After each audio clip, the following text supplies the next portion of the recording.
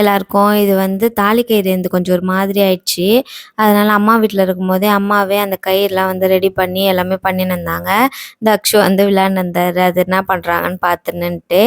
அப்போ வந்து விஷ்ணு வந்த அப்புறமா தான் போட்டுக்கணும்னு சொல்லிட்டு வெயிட் பண்ணின்னு இருந்தேன். நல்ல நேரமும் வரட்டுன்ட்டு. விஷ்ணு கரெக்ட்டா வந்துட்டாங்க. நல்ல நேரத்திலேயே போட்டுடலான்னு சொல்லிட்டு போயிட்டு விளக்குலாம் ஏத்திட்டு, அதுக்கப்புறமா தான் விஷ்ணு போட்டு விட்டாங்க. நாங்க 2 பேருமே வந்து மாத்தி மாத்தி 2 பேர் கால்லயும் விழுந்து ஆசீர்வாதம் வாங்கியிருப்போம். அத நான் உங்களுக்கு போடுறேன்.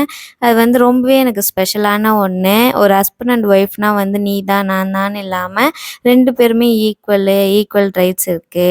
வேற யார்கிட்டயுமே ஒருத்தருக்கு ஒருத்தர் விட்டு குடுக்காம ஹேப்பியா இருக்கிறது தான் வந்து ஒரு நல்ல இதுன்னு நெனைக்கிறேன்.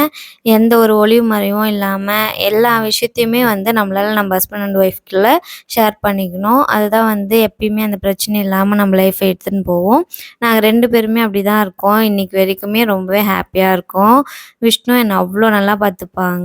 உங்களோட ஹஸ்பண்ட் எப்படின்ட்டு மறக்காம கமெண்ட் பண்ணுங்க. நெக்ஸ்ட் வீடியோல பார்க்கலாம். பாய்.